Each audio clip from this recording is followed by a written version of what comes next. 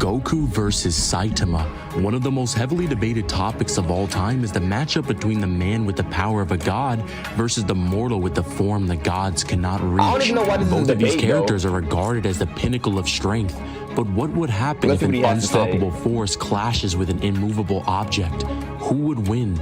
Son Goku versus the One Punch Man. Saitama, a human who gains the power of a god and has the ability to defeat all of his opponents in one punch. Saitama's character is described as being an endgame protagonist placed at the beginning of the series. Saitama was able to break his limiter by following this near impossible training regimen: 100 push-ups, 100 sit-ups, 100 squats, and a 10-kilometer run every single day for 3 years straight. As a result, the limit that was placed on all beings was broken, allowing Saitama's strength to grow without an end in sight.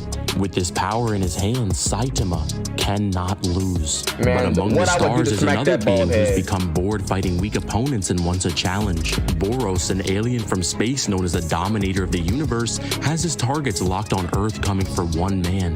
Boros and Saitama are face to face, and now it's time to see who's the strongest. Boros comments on Saitama's power, saying he has immeasurable strength, and Saitama at this point in the series has defeated every single monster with a single punch. However, Boros is different. Saitama punches Boros and he's able to survive, shattering Boros' armor that was limiting his immense power. Boros kicks Saitama to the moon, and Saitama performs his best feat of the series as he's able to jump from the moon to the earth, which will require him to be moving about 200. You gotta be him. You gotta be him. You better give us a count. You better give us a count. You better give us a count. 99,792 kilometers per second, or the speed of light. Boros decides it's time to finish this, and Saitama couldn't agree more as Boros charges up his most powerful attack called the Collapsing Star Roaring Cannon, which states his blast can destroy the entirety of the planet's surface. Saitama finally showing us a glimpse of his strength as he uses his Serious Punch. The shockwave from Saitama's punch alone was enough to obliterate Boros' Collapsing Star Roaring Cannon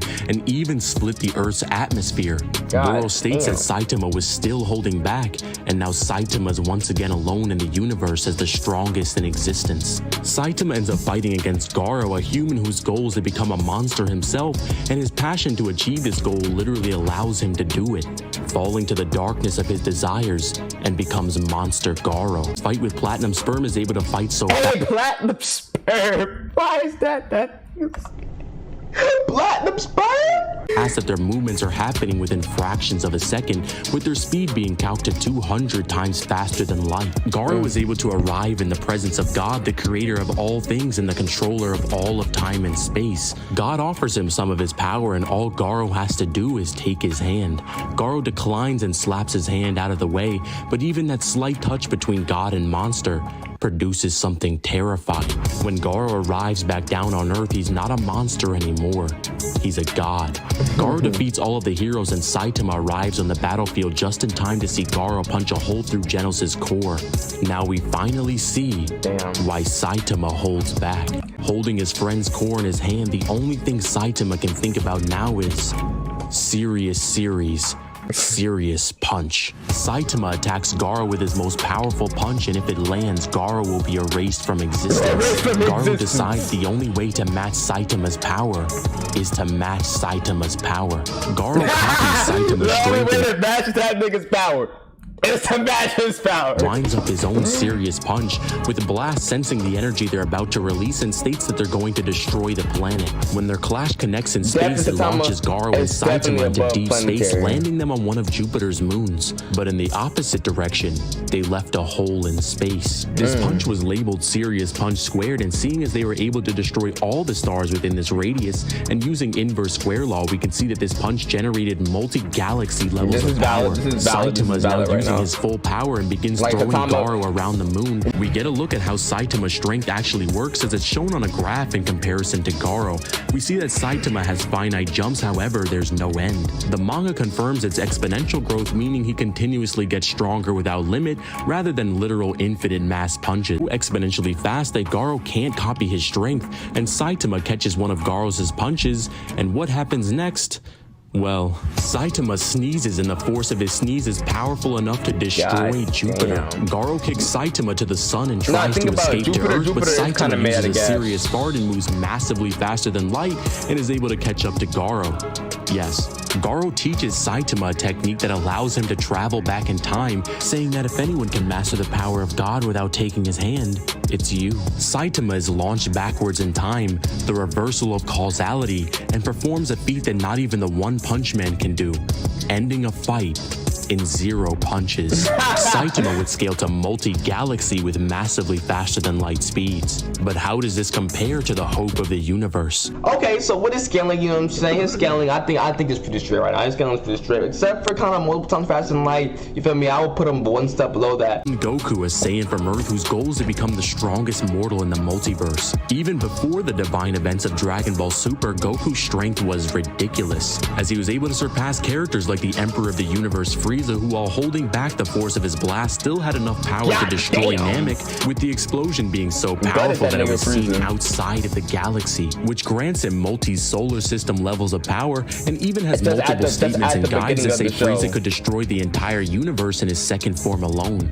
surpassing perfection Perfect Cell, who as well as Frieza has statements of being able to destroy the entire universe, and was stated multiple times that he has infinite and bottomless strength, and no, not just in reference to the infinite energy that androids have, but his literal battle power is stated by the narrator, surpassing characters like the Grim Reaper of Justice Gotenks as a Super Saiyan 3, who is powerful enough to scream out of dimensions and warp reality simply by existing, and surpassing the personification of evil itself, Majin Buu, as Buu is going to crush the entire universe with alternate dimensions just by screaming, and was threatening the Grand Cairo, which is a universal-sized planet, and destroying this can be calced to octillions of times universal. As I ain't gonna lie, y'all. I have never in my life heard octillion a day in my life, dog. The universe itself is 99.9% empty space, and this planet was 100% mass. 100% Goku in mass. base is fast enough to traverse through hell, which is stated to be infinite in size, granting him infinite speed, which is defined as crossing an infinite distance in a finite amount of time. Fast forward to Dragon Ball Super, Goku is the strongest fighter on Earth and is now face to face with the god of destruction, who is in search of a being that will be his rival, a Saiyan enveloped in divine energy, a Super Saiyan God. Beerus is so powerful that he's able to humiliate Super Saiyan 3 Goku and defeat him in only 2 blows. The way Beerus Goku his ass stated is that not crazy. even fusion would be enough to beat Beerus, and the only way to win is to find this Super Saiyan God.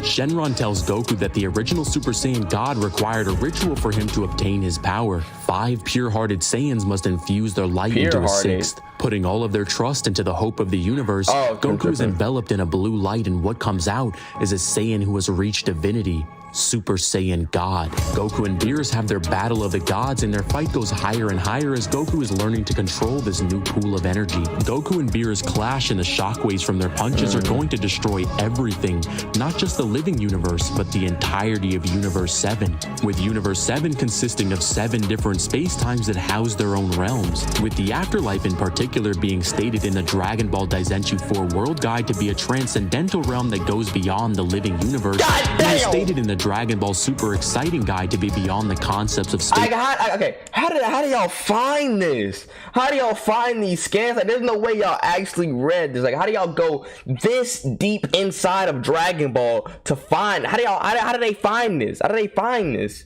I don't understand.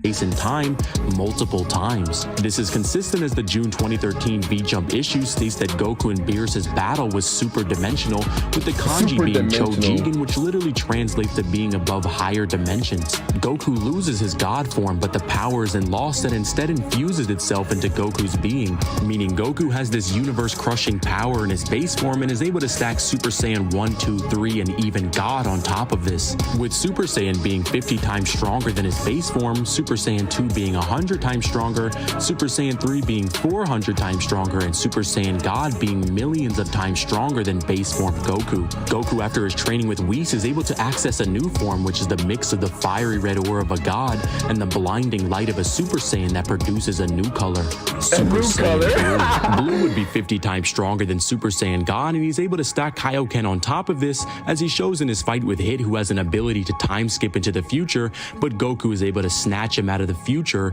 and bring him back to the present, with Kaioken getting his power 2, 10, and even 20 times stronger than Blue. Goku fights against Jiren in the Tournament of Power, a mortal from the 11th universe who has surpassed his god of destruction and has statements in guise that say he surpassed all of them, with Jiren's strength surpassing the divine timeline Infinite Zamasu. Y'all gotta understand, the gap between Goku and Saitama is so huge. Like, Goku is infuse himself with the cosmos of Trunks' timeline, past, present, and future, and possibly even stronger than Super Saiyan Blue Vegito, who has statements of being stronger than Beerus. Goku fights against Jiren, and Jiren is able to block Super Saiyan God Goku's punches with just one finger, with these punches being millions of times stronger than the ones he threw at Beerus in the Battle of Gods arc.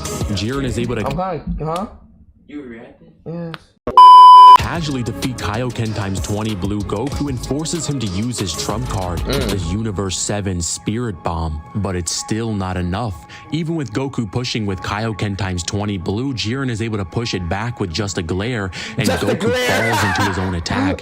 His will not to die allows him to tap into something, well, arising from the ashes of the Spirit Bomb is a mortal who achieved a form that not even the gods can reach, the technique of the angels, Migato no Gokui, autonomous Ultra Instinct. Ultra Instinct Goku, simply by existing, is able to shake the entirety of the infinite world of Void, with the Grand Priest stating this void has no space and no time. All you need is Busan Goku. He could have stopped the video at Busan Goku. I ain't gonna lie. You feel me? But he, I know why. He's just trying to show him the huge between Goku and Saitama. You feel me? But the Saitama fan ain't gonna hate. The only argument is, oh, he's the One Punch Man. He's the One Punch Goku. Stop. He didn't even want to punch balls in the beginning of the show. Stop. He's cooking. The guide actually explaining this further, as it states it has no concept of space and time. This is actually pretty interesting, as it's implied to be more durable than the macrocosm that these characters at this point can pretty much blink away. Goku is able to access Ultra Instinct 2 more times, once in his battle with the Universe 6 Patara Fusion Kefla, who states she can destroy an entire universe in a single shot. And it was even stated in a guide that at this point, Beerus concedes that Goku's power has surpassed his own.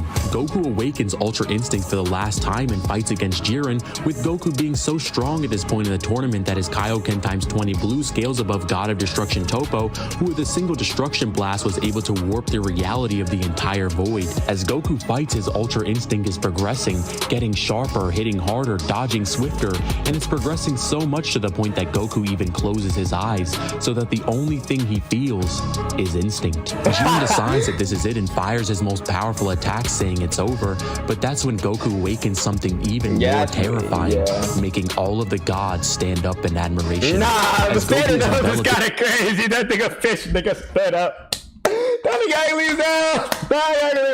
In a divine angelic glow, he flicks away Jiren's attack and sends him flying before he even knew what hit him. Look at that. Standing atop the stage is complete in all its majesty, immortal above gods. Mastered Ultra Instinct Goku. Goku, in the state of mastery, is able to completely destroy Jiren, with Jiren also breaking through his limits, as both warriors are fighting for the sake of their universe, for the sake of all of them. Goku is able to defeat Jiren and stands alone as the mortal who Goku stand over that nigga. Goku is really eating that nigga ass. Wait. Pause. Past the gods in only 45 minutes. Goku scales the complex multi to outer versal with infinite to irrelevant speed. To be honest with you guys, I probably could have ended this video after I talked about Cell, because I said the same shit.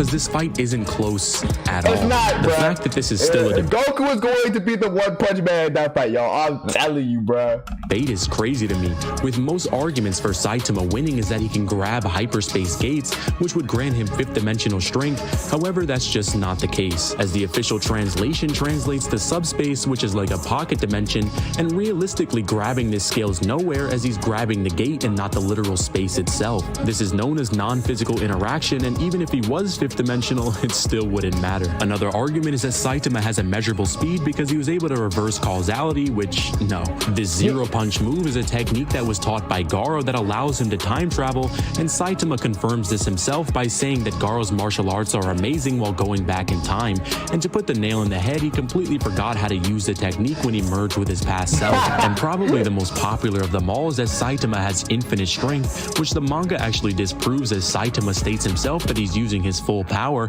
and we see his strength grow in finite jumps as there are points on the graph. Yeah, if his strength was truly infinite, there would be no points on the graph and it would be stretching on for infinity, but even granting Saitama having literal infinite power, it still wouldn't matter, and he gets put on a t-shirt by base Goku. I guess we finally know who wins between the unstoppable force and the immovable object. I told y'all niggas, Goku slamming. Goku winning, no doubt about it.